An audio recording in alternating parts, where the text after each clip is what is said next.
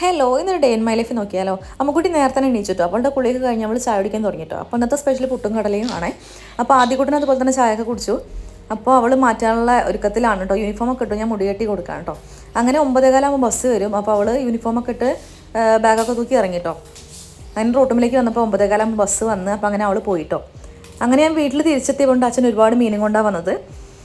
അതിൽ ചെമ്മീനുണ്ട്, മത്തിയുണ്ട്, എരുന്നുണ്ട് കേട്ടോ. ഇതിൽ എരുന്തെന്ന് പറഞ്ഞാൽ ഒരുപാട് ഇഷ്ടമുള്ള മീനാണ്. അത് ചിലവർ ഇത് തോടോട് കൂടി വെക്കും, അല്ലാതെ ഇറച്ചി മാത്രം എടുത്തിട്ടും വെക്കുന്നവരുണ്ട് കേട്ടോ. ഞാനെന്തായാലും അത് കുറച്ച് നന്നായിട്ട് കഴുകിയിട്ടുണ്ട്. അപ്പോൾ അത് അതിൽ ഒരു മണൽത്തരിയൊക്കെ ഉണ്ടാവും കേട്ടോ. അപ്പോൾ അതൊക്കെ ഒന്ന് മാറ്റി നല്ല വൃത്തിയിൽ കഴുകി കുറച്ച് വെള്ളം ഒഴിച്ചത് അടുപ്പത്ത് വെച്ചിട്ടുണ്ടെങ്കിൽ അതിങ്ങനെ ഷെല്ല് ഓപ്പൺ ആയി വരും കേട്ടോ. മീനൊക്കെ കുറച്ച് വൃത്തികേടായപ്പോൾ ഞാനത് ഇത് പോയി കുളിച്ചു കേട്ടോ. കുളിച്ചാൽ എന്തെങ്കിലും നനവോട് കൂടി മുഖത്ത് തേക്കണമല്ലോ അല്ലേ. അപ്പോൾ ഞാൻ കുറച്ച് മോയ്സ്ചറൈസറൊക്കെ തേച്ചു അതിനുള്ള ഒരുക്കത്തിലാണ് കേട്ടോ.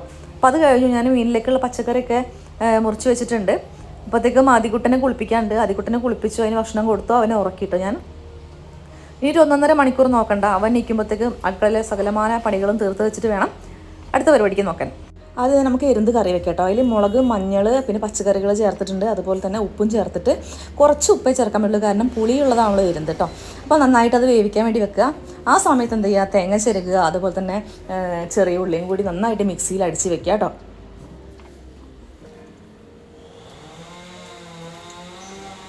എരുന്ത് വേവിച്ച് കഴിഞ്ഞിട്ട് അതിൻ്റെ അടിയിൽ കുറച്ച് വെള്ളം ഊറി കിടപ്പുണ്ടാകും. അതാണ് അതിൻ്റെ ഏറ്റവും ടേസ്റ്റ് കിട്ടുന്ന ആ ഒരു വെള്ളം കേട്ടോ. അപ്പോൾ അതിങ്ങനെ 2-3 പ്രാവശ്യം അരിക്കണം, കാരണം മണൽത്തരിയൊക്കെ ഉണ്ടാവാൻ ചാൻസ് ഉണ്ട് കേട്ടോ. അപ്പോൾ ഇതിന് കളർ നോക്കണ്ട, കളർ അത്രയും നല്ലൊരു ടേസ്റ്റാണ് ഈ ഒരു വെള്ളത്തിനുണ്ടായിരിക്കുക കേട്ടോ.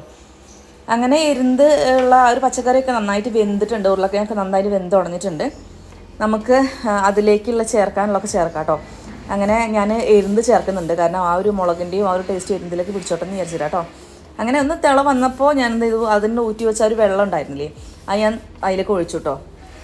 അപ്പോഴാണ് ആ എരുന്തിന് കുറച്ചും കൂടി അടിപൊളിയായിട്ടുള്ള സ്മെല്ലും ആ ഒരു ടേസ്റ്റൊക്കെ വരുന്നത് കേട്ടോ. അപ്പോൾ വെള്ളം കളയാൻ പാടില്ലേ. നമ്മൾ നന്നായിട്ട് തിളച്ച് ആ മുളകും മഞ്ഞളൊക്കെ എരുന്തിലേക്ക് പിടിച്ച ശേഷം അതിലേക്ക് എന്ത് ചെയ്യുക, തേങ്ങ ചേർക്കാം കേട്ടോ. അതിലേക്ക് ആ കറിവേപ്പിലയും കുറച്ച് മല്ലിയില ഉണ്ടെങ്കിൽ മല്ലിയിലയും കൂടി ചേർക്കാം കേട്ടോ.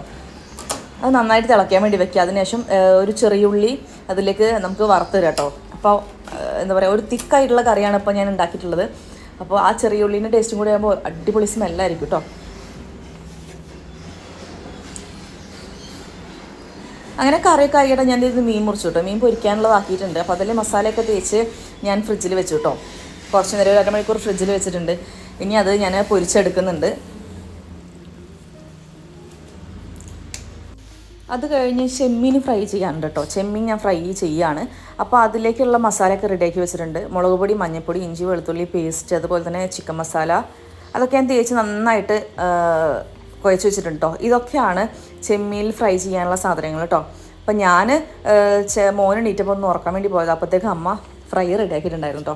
ഇത് എന്താ പറയുക, അടിപൊളി ടേസ്റ്റാണ്. എന്താ പറഞ്ഞാൽ ആ ഒരു വറ്റിച്ച് ഇങ്ങനെ ചെമ്മീൻ നന്നായിട്ട് കുറുകി എടുത്തിട്ടുണ്ടെങ്കിൽ അടിപൊളി ടേസ്റ്റ് കേട്ടോ. അങ്ങനെ ഫുഡൊക്കെ കഴിച്ച് ഞാൻ കഴിഞ്ഞപ്പോൾ എനിക്ക് കുറച്ച് സ്റ്റിച്ചിങ്ങും പരിപാടിയൊക്കെ ഉണ്ടായിരുന്നു. അങ്ങനെ ഇത് എൻ്റെ സാരിയാണ് കേട്ടോ. അത് ഭയങ്കര ട്രാൻസ്പെറൻ്റ് ആയതുകൊണ്ട് ഉടുക്കാൻ ഭയങ്കര ബുദ്ധിമുട്ട്. അപ്പോൾ ഞാൻ വിചാരിച്ചു അത് ചുരിദാറാക്കാമെന്ന്. അപ്പോൾ ഈ ലേസൊക്കെ ഉപയോഗിച്ച് എൻ്റെ ഫ്രണ്ട് നെക്കിൻ്റെ അവിടെ ഇങ്ങനെ വെച്ച് കൊടുക്കാനുള്ള പ്ലാനിങ്ങൊക്കെയാണ്. അപ്പോൾ അതൊക്കെ അടിച്ച് അമ്മക്കുട്ടി സ്കൂൾ വിട്ട് വരാനായിട്ടുണ്ട്. അപ്പോൾ ഞാൻ എന്ത് ചെയ്തു, അവൾക്ക് മുന്തിരി ജ്യൂസ് ഉണ്ടാക്കാമെന്ന് വിചാരിച്ചു. അങ്ങനെ മുന്തിരി നന്നായിട്ട് കഴുകി കുറച്ച് പഞ്ചസാരട്ട് അടിച്ചിട്ടോ.